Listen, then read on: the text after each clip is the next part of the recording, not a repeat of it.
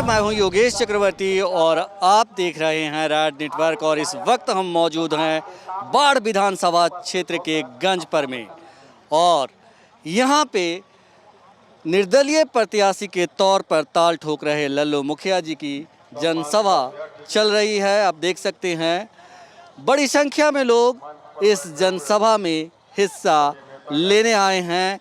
हम आपको बता दें कि आज चुनाव प्रचार का आखिरी दिन है और इस आखिरी दिन में हर प्रत्याशी एड़ी चोटी का जोर लगाए हुए है और सबसे ज़्यादा जो है वो लल्लू मुखिया जी जो हैं अपने तरफ से पूरी ताकत झोंक दी है। और देखिए उन्हें लोगों का समर्थन भी मिल रहा है, खास करके अल्पसंख्यक समुदाय का भारी समर्थन है। जैसा कि हम आपको पहले भी दिखाए थे कि अल्पसंख्यक समुदाय के लोग जो हैं लल्लू मुखिया जी के समर्थन में आगे आए हैं।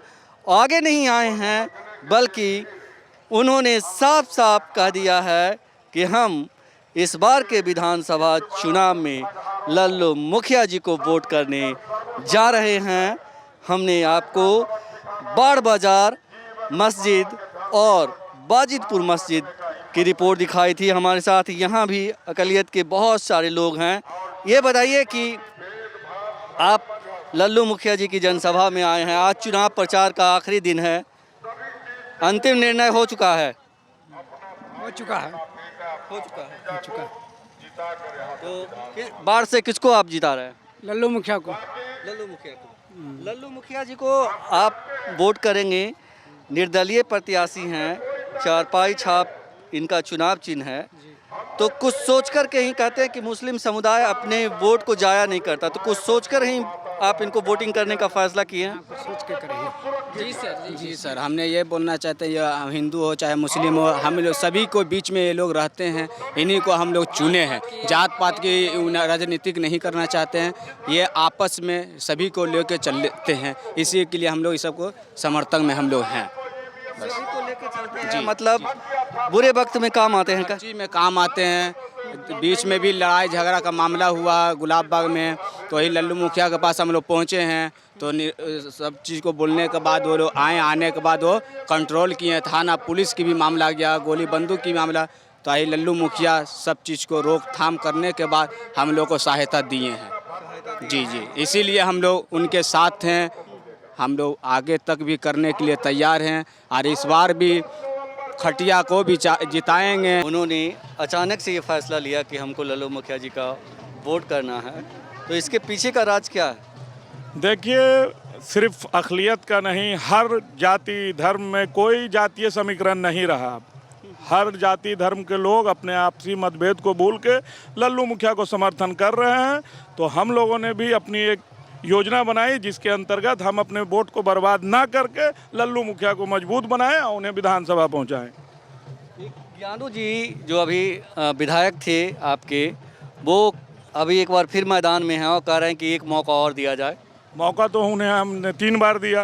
15 साल उन्होंने राज किया, जबकि विकास कागजों के ऊपर है, ना शिक्षा में, ना चिकित्सा में, ना कहीं और। विकास तो बिल्कुल जीरो है।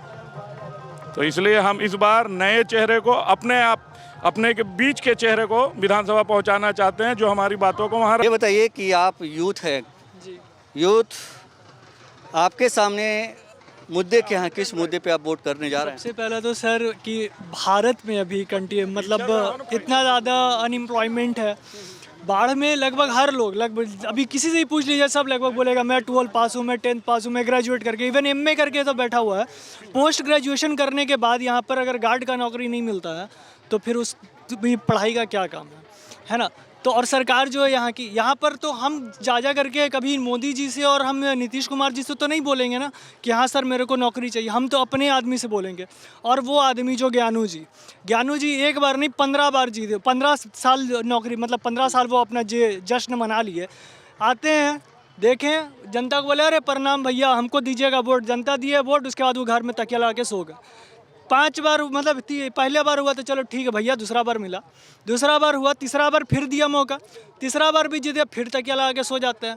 अभी चौथा बार बोलते हैं एक बार और दीजिएगा ना तो जीत जाएंगे, तो फिर अगली बार दिखा देंगे। अरे क्या मतलब भाई है, एक बार देता है ना मौका, 2 बार मिलता है, 3 बार मिलता है। अरे यहाँ पर तो इतना जनता से किए, इतना आप पर भरोसा किया। बात है कि बीजेपी जिस तरह से ढोल पीटती है कि हम काम करने वाले पार्टी हैं, ईमानदार पार्टी हैं, नहीं तो काम का वो बोले ना कि लिस्ट जोड़ा देना, जीएसटी लाए तो जीएसटी में बोलते हैं 18%। ठीक है, तो इसमें एकदम मतलब एजुकेशन में 18% का जीएसटी लगता है। अब ये चीज़ कहाँ पर, मतलब एजुकेशन तो कम से कम लोगों को फ्री बनाना चाहिए ना। हेल्थ का प्रॉब्लम सबसे बड़ा प्रॉब्लम हो चुका है। कोरोना हुआ, कोरोना में लोग बिहार का अभी देख रहे हैं, 1 लाख केस हो, 1 लाख टेस्टिंग हो रहा तब भी 3000 केस निकलता था, 5000 टेस्टिंग हो रहा तब भी 3000 केस निकल रहा है। जनता यहाँ मर रहा है, एनएमसीएच में पेशेंट का लाश पड़ा हुआ है, बगल में इलाज भी चल रहा है, लेकिन किसी को कोई मतलब नहीं। नीतीश कुमार जी अपना सोए रहते हैं, ज्ञानू जी अपना सोए रहते हैं, मोदी जी तो खैर वो तो एरोप्लेन जाएंगे तब ये फिर बताएंगे। कुल मिलाकर आप ये कह रहे हैं कि जो सरकार है वो ना सिर्फ अंधी बनी है बल्कि बहरी भी बनी हुई है। जी, सबसे बड़ा मेरा मुद्दा है कि सबसे पहले एजुकेशन को संभालो। बिहार में जो टीचर जो पढ़ा रहे हैं, टीचर है नहीं, स्टूडेंट ज़्यादा हो चुका है, डॉक्टर है नहीं, मरीज़ ज़्यादा हो चुका है। WHO के अकॉर्डिंग क्या है कि हाँ एक मतलब 10,000 पे ये जो होते हैं मतलब पेशेंट पर 1 डॉक्टर होना चाहिए, और यहाँ पर 22,000 पर 1 मतलब 1:22,000 बन चुका है। तो ये तो कोई हुआ नहीं ना। सबसे पहले एजुकेशन तगड़ा होना चाहिए, हेल्थ तगड़ा होना चाहिए, कम से कम ये 2 चीज़। और तीसरा एक अनएम्प्लॉयमेंट जो है उसको कम किया जाए। ये सिर्फ 3 मांगे यहाँ पर। अब यहाँ क्या है कि प्लेन बेच दिए, सब कुछ बेच दिए, अब खेत भी बेचवा देंगे अभी तो। ये बताइए कि क्या वजह है कि बाढ़ में जो है वो M22 समीकरण टूट गया। मतलब एक तरह से आप लोग जिस तरह से लल्लू मुखिया जी को सपोर्ट कर रहे हैं, क्या योग्य कैंडिडेट ये लोग नहीं ढूंढ पाए, महागठबंधन के लोग? कोई कैंडिडेट है सर, लेकिन कैंडिडेट में सबसे बड़ा प्रॉब्लम है ना कि वो जनता के बीच में जाकर नहीं बोलना चाहते हैं। वो सिर्फ चुनाव के टाइम पे। और लल्लू मुखिया आज नहीं है, लल्लू मुखिया 2 साल पहले भी अगर किसी को प्रॉब्लम था तो भी वो लल्लू मुखिया के पास जा सकता था। ऐसा नहीं कि अभी चुनाव है तो अभी उनका गेट खुला है। और वही लोग जो अभी महागठबंधन हो या कोई भी पार्टी से कुछ नहीं होता है। जो इंसान जो खड़ा होता है, जो प्रत्याशी होना चाहिए, उस प्रत्याशी में दम होना चाहिए। प्रत्याशी ये नहीं कि सिर्फ चुनाव आया तो सर हम आपके हैं, चुनाव गया तो सर हम किसी के नहीं हैं। ठीक है ना, ये चीज़। आप क्या सोचते हैं चुनाव को लेकर के, आप बताइए। हमारा तो वोट लल्लू मुखिया को इसलिए क्योंकि अभी कोरोना काल में जब चल रहा था तो वो उन्होंने हर मोहल्ला घूम कर मतलब देखा कि क्या प्रॉब्लम है, लोगों को मास्क बांटा, अनाज बंटवाया अच्छे से, फिर जाके लोगों को जो प्रॉब्लम हो रही थी उन्होंने सरकार अस्पताल में अस्पताल में ले जाकर उनका जांच करवाया, देखा कि उनमें क्या प्रॉब्लम है, उनको खाने पीने का भी उनका इंतज़ाम किया। इसलिए और तो और फिर जाके वो हमारे जस्ट पास के ही हैं गुलाब बाग के, जिनसे कि डायरेक्ट भी हम लोग उनसे बात कर सकते हैं। मतलब जब विपरीत हम आपको बताएं कि हमने बहुत रैलियां कवर की है और इस तरह की कोई रैली पहली बार हम आए हैं किसी जनसभा में जो आरजेडी से अलग हो और एक निर्दलीय प्रत्याशी को इतने बड़े पैमाने पे मतलब एक अल्पसंख्यक समुदाय जो है खुलकर समर्थन कर रहा हो। क्या वजह है कि लल्लू मुखिया जी को आप लोग एकदम खुलकर समर्थन कर रहे हैं और चाह रहे हैं कि वो जीते बाढ़ से? जी, लल्लू मुखिया के इसलिए खुलकर समर्थन कर रहे हैं और चाह रहे हैं कि वो जीते। वो हमारे घर के बच्चा है और गरीबों का मसीहा है। हर गरीब के दुख दर्द में वो साथ रहते हैं, किसी भी तरह के दुख दर्द में वो हमेशा काम मदद आते रहते हैं, किसी गरीब को नहीं छोड़ते हैं, सबको देखते हैं। मैंने गरीबों के लिए वो मसीहा हैं। जी मतलब इससे अभी चुनाव से उसका कोई लेना देना नहीं है, पहले भी आप लोग की मदद करते रहे? जी जी जी जी जी, चुनाव से बहुत पहले से मदद कर रहे हैं हम लोगों के बीच। कहाँ रहते हैं आप? घर का? बाग जी। गुलाब बाग? जी जी, गुलाब बाग के तो वो भी रहने वाले हैं? दोनों पड़ोसी हैं। अच्छा, पड़ोसी हैं। जी जी। आप बताइए क्या सोच रहे हैं? चुनाव, आप रैली में आए हैं, लल्लू मुखिया जी की रैली में आए हैं, जनसभा में आए हैं, आज आखिरी दिन है चुनाव प्रचार के, क्या कुछ फैसला होने वाला है बाढ़ का? फैसला होने वाला, फैसला हो चुका है, अब फैसला क्या होगा? लल्लू मुखिया जी के पक्ष में फरा फैसला हो गया है। आपने भी देखा ना अभी जो इतना बड़ा जनसभा हुआ उससे लोगों को समझ में आ रहा है कि फैसला हो गया और फैसला होना ही था। लल्लू मुखिया जी आज जो हैं कुछ नाम है नया नहीं है न बाढ़ के लिए, भाई पुराने हैं। कितने लोग उन्होंने काम कहाँ उनका NTPC में कितने लोग उनको उनके जरिए से रोज़गार मिला हुआ है। आज रोज़गार का क्या हाल है? 45 साल के सबसे ज़्यादा बेरोजगारी आज देश में है ना? तो कोरोना काल के बाद और जो हालत था वो ख़राब हो गया।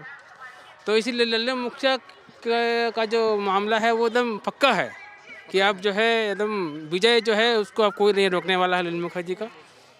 वो एकदम समझिए कि अब जीत। हाँ, अब फिर नहीं क्या मैं पूछिए क्या पूछ रहे हैं? नहीं फिर ज्ञानू जी 15 साल से यहाँ के विधायक हैं। अब बाढ़ में घूम रहे हैं, गांव भी आ रहे हैं। तो सिर्फ सड़क बन जाने से और लाइट आ जाने से विकास नहीं होता है ना। विकास का मतलब क्या है? जहाँ लोगों को अच्छा रोजगार मिल जाए, जहाँ लोगों को चलने के लिए बच्चों को पढ़ने के लिए अच्छा स्कूल हो, वो विकास है।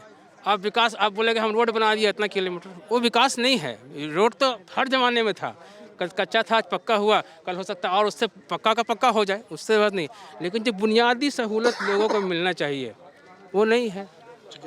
और 15 हम आपको बताएं कि गरीब लोग अक्सर कहते हैं कि क्या हम रोड खाएंगे, जैसा कि उन्होंने कहा कि रोड आज कल कच्चा था, आज पक्का है, कल किसी नई टेक्नोलॉजी से बनी होगी रोड। वो ये बताएं कि आप लल्लू मुखिया जी को क्यों समर्थन कर रहे हैं? 15 साल में ज्ञानू जी सरकार में रहे। 15 साल में रोड उन्होंने बताया कि मारुति कार हर गली में चली जाती है। तो मारुति कार से जाने वाला हर व्यक्ति नहीं है। 60% आबादी ऐसे लोगों की है जो रोज़गार और काम के तलाश में परेशान हैं, भूखे मर रहे हैं। ऊपर से आसमानी आपदा कोरोना काल, उसमें तो और लोग पेटे पेट मर गए। हालत ऐसी हो गई इंसान की कि एक वक्त खाने के लिए लोग तरस रहे हैं। इस स्थिति में कभी भी ज्ञानू जी क्षेत्र में आके दौरा नहीं किए। कोरोना काल में उनको आना चाहिए था और अपने शहरी क्षेत्र से ग्रामीण क्षेत्र में लोगों को भेजना चाहिए था। पार्टी स्तर पर से सरकार उनकी थी, सहायता राशि, खाना, चूड़ा, रोटी कुछ भी मुहैया कराना चाहिए, लेकिन उन्होंने ऐसा कोई काम नहीं किया। लोग मर रहे हैं तो मर रहे हैं। अब है उस स्थिति में मैंने अपने आँखों से देखा लल्लू मुखिया को काम करते हुए। लल्लू मुखिया जी क्या किए कि छोटा छोटा पैकेट बना करके लोगों तक चूड़ा है, आपको बिस्किट है, गुड़ है, पहुंचाने का काम किए, पानी पहुंचाने का काम किए, मास्क बांटने का काम किए। इनका मैंने कुछ भी नहीं देखा। प्लस चिकित्सा का ये हाल है, अनुमंडल अस्पताल आप जाइए, आप जाके देखिए और जाइएगा, आपका सर फट चुका है, अगर 1 इंच से 2 इंच ज़्यादा फटा हुआ है तो सीधे कहेंगे कि रेफ़र टू पटना, रेफ़र बना दो इनका। तो इलाज कीजिए ना आप। अनुमंडल अस्पताल है, आपके पास सर्जन है, फिजिशियन है, लैब टेक्नीशियन है, अदरवाइज़ हर वो फैसिलिटीज़ हैं। इवन यहाँ तक कि अल्ट्रासाउंड आपके जाके हर वो चीज़ अवेलेबल है अनुमंडल अस्पताल में, लेकिन कोई व्यवस्था नहीं, कोई इलाज नहीं, क्योंकि सब अपना अपना प्राइवेट नर्सिंग होम चला रहे हैं। कोई भी नहीं है ड्यूटी में, रेफ़र टू पटना। इसीलिए हम लोग लल्लू मुखिया को सपोर्ट कर रहे हैं कि उन्होंने वादा किया है हमारे लोगों के बीच में आके हर जगह कि हम चिकित्सा, शिक्षा, हर वो चीज़ को सुधारेंगे। आपने कोरोना की बात की। नीतीश जी कहते हैं कि हमने 8,066 करोड़ रुपया जो है, 66 करोड़ 600 रुपया 600 रुपया जो है हमने कोरोना काल में खर्च किया है। तो क्या लगता है कि मतलब ये इस बात में कितना दम है? नहीं, हम तो ऐसा मतलब नज़र से उतरने वाली बात नहीं है। मुंह से बोलने के लिए एक जुमला हो सकता है, लेकिन प्रैक्टिकली कुछ ऐसा नहीं हुआ। ये जुमला नहीं है क्योंकि ये सरकार के गजट्स में है, कागज़ पे हैं, बजट में है, तो ये जुमला नहीं हो सकता। सर जो सरकार अपने बजट का 40% खर्चा नहीं कर सके, वो ये कैसे दावा कर सकते कि हमने इतना काम किया? नहीं करे कि हम कोरोना काल में तकरीबन 9,000 करोड़। ठीक है, लेकिन जो बिहार सरकार अपने बजट का 40% खर्चा नहीं करती, जब वापस चला जाता है पैसा, वो 40% पैसा क्यों खर्च नहीं हुआ? सरकार को इसका जवाब तो देना पड़ेगा ना। सरकार बोलती है कि कैसे होगा 10 नौकरी, इतना कहाँ से ला के देंगे, पैसा नहीं है। तो जब पैसा नहीं है तो ये 40% पैसा वापस क्यों चला गया सरकार का? अगर ये 40% पैसा जो बजट का बचा रह जाता है, उसको तो आप पब्लिक के भलाई में तो काम कर सकते हैं ना उस पैसे का, लेकिन वो खर्च ही नहीं होता। वही बात है। जी जी, आप बताइए, आप कुछ सोच रहे हैं, एकदम चिंतन मनन कर रहे हैं, क्या सोच रहे हैं? किसको जिता रहे हैं? लल्लू मुखिया को जिता रहे हैं। लल्लू मुखिया। जी, पक्का इरादा है। लल्लू मुखिया को क्यों जिताना चाहते हैं? बहुत काम कर चुके हैं बाढ़ में। बहुत काम कर जी जी। ये बताइए कि ज्ञानू जी और बाकी जो उम्मीदवार हैं उनसे अच्छे उम्मीदवार हैं ये? जी हाँ, अच्छे हैं लल्लू मुखिया जी। अच्छे उम्मीदवार हैं ये? जी जी बहुत अच्छे हैं। हम तो ज्ञानू से बेहतर जानते हैं। लल्लू मुखिया हम लोगों के करीब में बैठे हैं, जुटे हैं, हर चीज़ करते हैं। गरीब का एक मसीहा बने हुए हैं। हम लोग इस बार इरादा किए हुए हैं कि हम ये जिताएंगे तो खटिया छाप को जिताएंगे। आरबीओ ने हमसे लोग से वादा किए हैं और सब लोग भी हैं, मुस्लिम समुदाय लोग, सब हम लोग उनके समर्थक में लोग तैयार हैं और आगे भी हम लोग समर्थक में करते रहेंगे। तो सुना है आपने बाढ़ विधानसभा क्षेत्र के अल्पसंख्यक समुदाय की आवाज़, जिनका कहना है कि हम लोगों ने तय कर लिया है कि आने वाले विधानसभा चुनाव में हमें लल्लू मुखिया को जिताना है और हम उनके पक्ष में ही वोट करने जा रहे हैं। योगेश चक्रवर्ती, राज नेटवर्क, बाढ़।